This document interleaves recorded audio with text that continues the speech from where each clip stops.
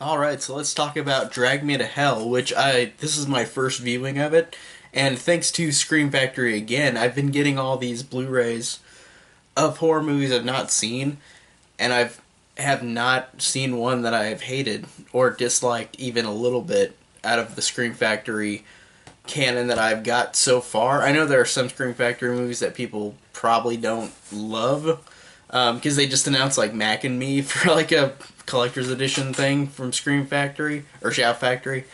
So, but all the ones that I've gotten so far are great, and I love how I get to watch all these older, even though this one's 2009, but these older horror movies that I wanted to see and never had a chance to, and then seeing how gorgeous the artwork is on some of these movies made me just enticed to buy them. Like this one, look how beautiful this artwork is for this movie, and Sam Raimi's the director of it, so that immediately was a win-win.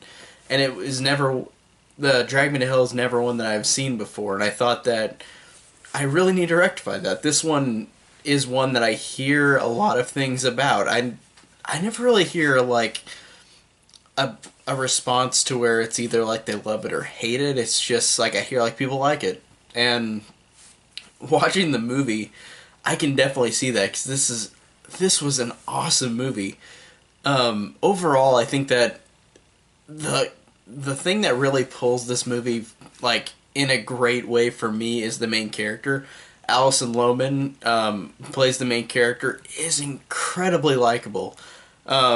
Christine, just how she's this loan officer who denies this third attempt at a loan from this older woman who is going to be evicted from her home because she apparently hasn't been paying for her home in the past couple loans, and she gets instilled with a curse because of this, and she will be sent to hell in 3 days.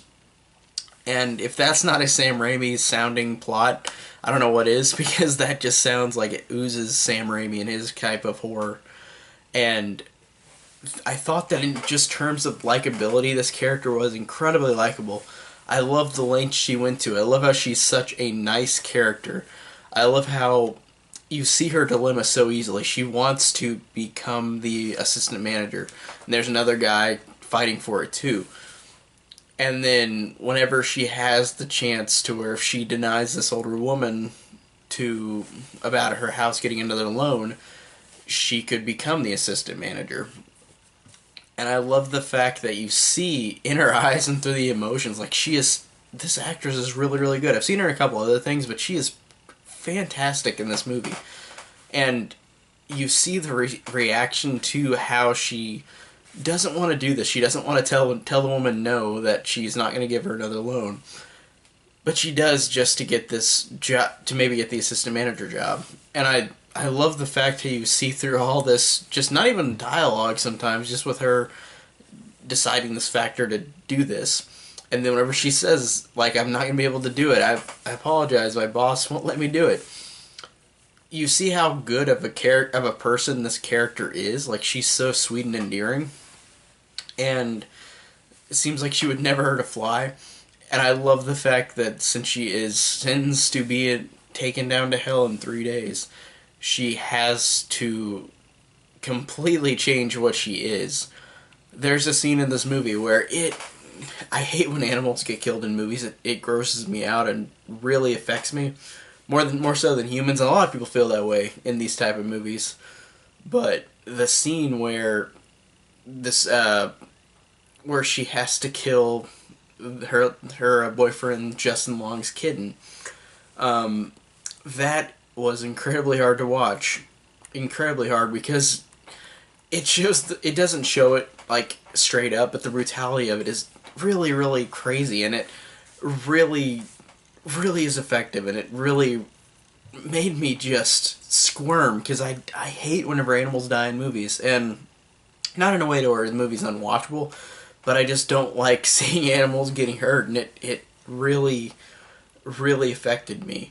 And I really think that it just was really well done, and how this nice character has to, after this curse, have to desperately find a way to stop this. She sells almost all of her possessions. Doesn't get much money out of it because the psychic wants more money. And I love how incredibly kind-hearted she is. And like I said, at the end of the movie, whenever she goes, she's got the button, which is the possessed item that will, whoever is in hand with it will be the one to go to hell. And whenever she is at a diner deciding who should I give this to for somebody to go to hell, like, I love that idea of, should I give this to somebody else, even if they're a horrible person, or should I just have to go myself because she's literally cursed with this. She can't escape this, and she realizes by the end that she can. And it's incredibly just great, her decision and motive and why she wants to do that. And I love the fact that whenever by the end she does actually give away the button, when you realize she didn't, of course it's switched out another envelope because her papers all fall to the floor in the car, so she gets the wrong envelope with the wrong item in it. So in the end, of course, she gets the button and goes to hell, but I love the idea of her debating on who to give it to, and I think that it's really just a well done movie in that factor, in which this character is so incredibly likable, but has to go to great lengths to try to avoid this curse, even though in the end of the movie it's inevitable for her. But it's really well done, and I think the character just is really fantastic and really, really incredibly likable. And I liked how the movie is like, it's Sam Raimi, so it's not going to be straight up serious. And there were a couple moments where I thought, this is good, but there were moments where it kind of ruined the seriousness, but I think that that's its point. It's not trying to be overly serious. I mean, it felt like it did at the beginning, but then it didn't. And it felt like it kind of had a weird breaking point halfway through where it started to be humorous, which is fine. But I liked it whenever it wasn't completely humor, like had much humor in it. Even though the humor in it is alright and it's only for a couple seconds for the most part. Like whenever the guy gets possessed, and he starts, like, gets possessed by the demon and, like, it's dancing up in the air, like, in a silly way. Like, kind of like a Freddy Krueger would do or something. But it just, the humor to me is fine. It just, there were a couple moments where I was like, okay, you can tone it down a little bit, and I understand that it's trying to be that way, so I feel like that's repetitive and dumb to say that, but it's a minor qualm, because this movie is really fantastic, because there are just so many great things about it. The main character is incredibly likable. The story is so cool and interesting, and how they use this story that's been done a lot, and give such a likable character, main character, and such likable side characters, fun side characters. And the humor is good too, and I think that it just does a great job of being a fun, kind of over-the-top movie in a way, even though it's serious too. And I really thought that it was awesome. I really thought that this is it's a really, really great Sam Raimi movie. I don't know where I'd rank it in his films, for me, per se, because I haven't seen all of his films, but of course, like, the Evil Dead films are awesome that he's did.